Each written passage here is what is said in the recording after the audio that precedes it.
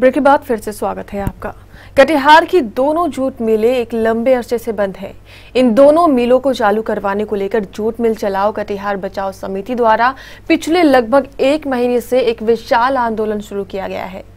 इस बार का आंदोलन पिछले आंदोलनों से बिल्कुल अलग दिखाई पड़ रहा है।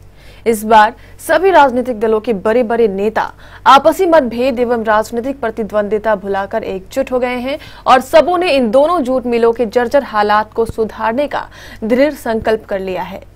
इस संकल्प को लेकर ये सभी नेता चरणबद्ध आंदोलन कर रहे हैं।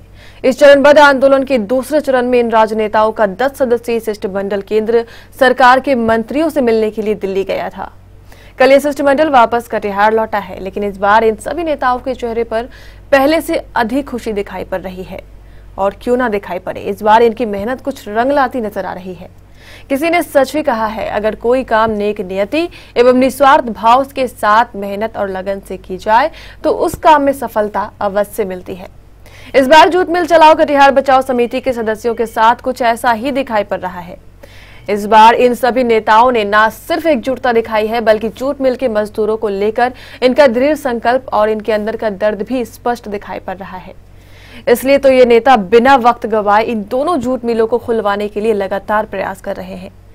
अपनी इस दिल्ली यात्रा के दौरान ये सभी नेता न सिर्फ केंद्र सरकार के मंत्रियों से मिले, बल्कि टेक्सटाइल मंत्रालय के सचिव से मिलकर उनके समक्ष इन सभी नेताओं ने कटिहार जूट मिल को पुनः शुरू करने को लेकर अपने पक्ष को मजबूती के साथ रखा। कई घंटों के स्पष्टीकरण के बाद आखिरकार ये सभी सहमति सदस्य टेक्सटाइल मंत्रालय के सचिव को ये समझाने में सफल हो गए कि कटिहार जूट मिल न सिर्फ एक लाभकारी यूनिट है, बल्कि इन जूट मिलों से कटिहार के मजदूरों के साथ बिहार की अस्मिता भी जुड़ी है।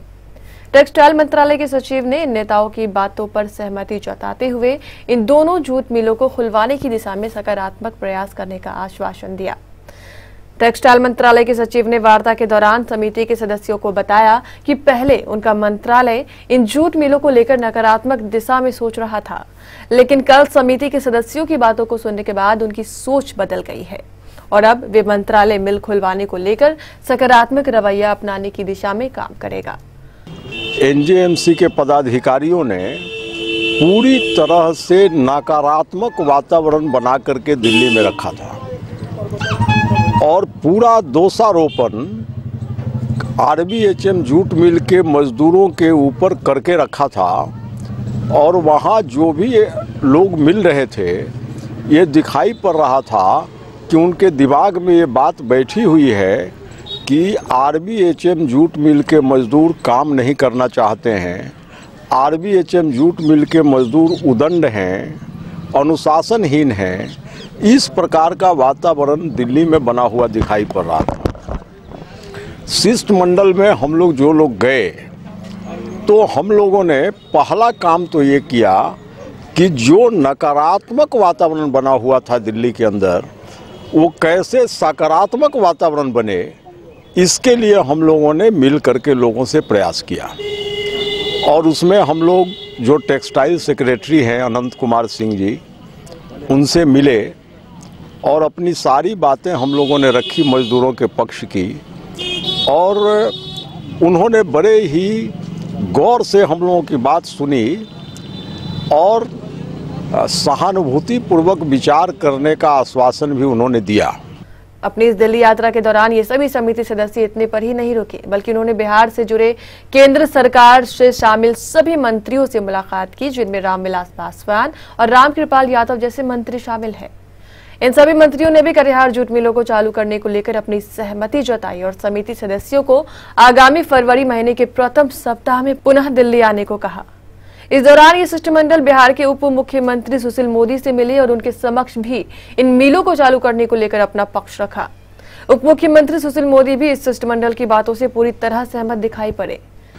हम लोगों ने पूरे शिष्टमंडल में हमारे माननीय कपड़ा मंत्रालय के सचिव से हम सबों की बातचीत हुई और विस्तार से चर्चा हुई। जो हमारे माननीय नेता जो हमारे साथ थे, उसको तकनीकी तौर पर उस सारे विषयों को रखेंगे और हम सबों ने समझाने का प्रयास किया कि एनजेएमसी की नाकामियों के चलते आरबीएचएम जूट मिल बंद हुआ, न कि आरबीएचएम जूट मिल में कुछ ऐसी बातें थी जिसके चलते जूट मिल को बंद करना उसकी बाध्यता थी। और इसे हम जूट मिल चलाओ कटिहार बचाओ का हम सबों ने नारा दिया था। अब हम सबों का नारा है जूट मिल चलाओ बिहार बचाओ। और माननीय उप मुख्यमंत्री जी से भी दिल्ली में हमारी मुलाकात हुई। रामविलास पासवान जी जो माननीय वरीय केंद्रीय मंत्री हैं उनसे भी बात हुई। रामकृपाल यादव जी से बातचीत हुई। हम लोग बिहार के जितने माननीय मंत्री हैं आने वाले दिनों में जो भी हम लोगों के इस अभियान समिति का फैसला होगा उसको हम लोग फॉलोअप करेंगे। इसलिए हम लोगों का एक सफल प्रयास प्रथम चरण का हुआ है। अब इस दूसरी यात्रा के दौरान इन जूट मिलों को चालू करने को लेकर सभी मंत्री और शिष्टमंडल सीधे प्रधानमंत्री मोदी से मिलेगा। कल कटिहार लौटकर शिष्टमंडल के सदस्यों ने एक प्रेस कॉन्फ्रेंस को संबोधित करते हुए इन बातों की जानकारी दी और कहा कि आगामी फरवरी माह के प्रथम सप्ताह में ये शिष्टमंडल पुनः दिल्ली जाएगा और प्रधानमंत्री मोदी से मिलकर इन दोनों जूट मिलों को चालू करने की दिशा में अपना पक्ष रखेगा। अपने मीडिया के साथियों को धन्यवाद देना चाहेंगे कि आप लोगों ने 3 दिसंबर से जो ये सभी ट्रेड यूनियन के नेताओं और राजनीतिक दल के नेताओं को एक मुहिम और अभियान के साथ RBHM को खोलने के लिए जो सर्वदलीय अभियान चला और उसको जो आप लोगों ने मीडिया के साथ ही जो प्रचारित किया, प्रसारित किया, इलेक्ट्रॉनिक मीडिया और प्रिंट मीडिया, हम आप सबों को धन्यवाद देंगे कि आप लोगों का सहयोग रंग लाया। पूरी दिल्ली में जैसे ही शिष्टमंडल हम लोग जाते थे, चाहे केंद्रीय मंत्री के यहाँ या वस्त्र मंत्रालय के सचिव अनंत कुमार सिंह के यहाँ, जब तो एक बारगी जैसा इन्होंने कहा कि लोग तुरंत बोले कि नहीं, बात बहुत गंभीर है। हम लोग आप लोगों के सहयोग से जब आपने मामले को गंभीर बनाया तो उसका लाभ हम लोगों को मिला है। हम लोगों का दुर्भाग्य है कि नीति आयोग का उपाध्यक्ष नहीं था, दिल्ली से बाहर था। लेकिन सब रामविलास जी, रामकृपाल बाबू, सुशील मोदी जी और अनंत कुमार सिंह जी ने कहा कि सर राज्य सरकार को बीच में लाइए, क्योंकि जो स्थिति अब ये बात वस्त्र मंत्रालय में हम लोग ये बताने में कामयाब हो गए हैं कि NJMC की बाकी मिलों की हालत के बारे में हम नहीं जानते हैं, लेकिन कटिहार RBHM जो NJMC का इकाई है, केवल मजदूर को दोषारोपण करके आप मिल को बंद नहीं कर सकते हैं। इस बिंदु पर हम लोग उन लोगों के दिमाग में जो बातें विपरीत दिशा में थी उसको हम लोग निकालने में कामयाब हो गए हैं। दिल्ली में जब हम लोग गए जिस उम्मीद और आशा के साथ, उस पर हम लोगों को सफलता तो मिली है कि अभी हमारे नेताओं ने भी कहा कि जो नकारात्मक था उसको हम लोग सकारात्मक में बदला है। NJMC को ही भारत सरकार भंग कर ली है। जब NJMC भंग होगी तो स्वाभाविक रूप से देश के तमाम जूट मिलें बंद हो गई, उसमें RBHM भी जूट मिल आता है। तो RBHM जूट मिल को हम लोग चाहते थे, हम लोगों ने अपने स्तर से एक प्रोजेक्ट किया कि RBHM जूट मिल को NJMC न चलाए, भारत सरकार अगर नहीं चलाती है तो भारत सरकार थ्रू किसी कंपनी, चाहे वो रिलायंस कंपनी हो या अंबानी का हो, अदानी का हो या किसी भी कंपनी के द्वारा इस मिल को चलाए।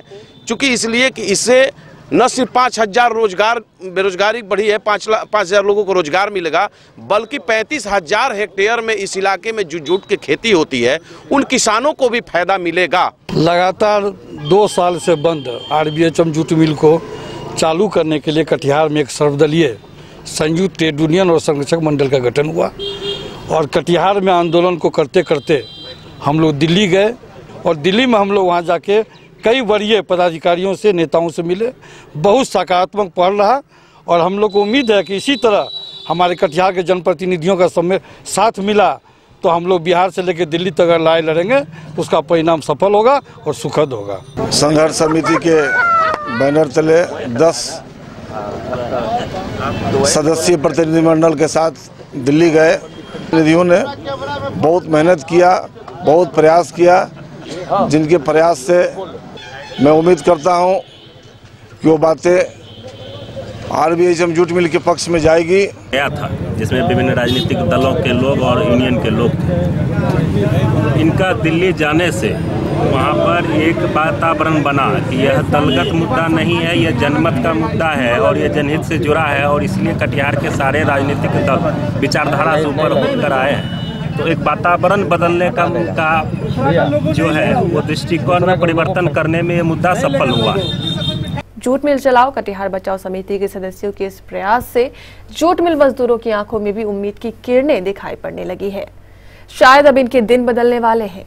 खैर जो भी हो, इन सभी नेताओं के सभी प्रयास देखकर इतना तो कहा जा सकता है कि जूट मिल खुलवाने को लेकर जो अपनी इच्छा शक्ति इन्होंने दिखाई है वो आज की राजनीति में आमतौर पर देखने को नहीं मिलती। इसे कटिहार में एक नई राजनीति के उदय का संकेत भी माना जा सकता है।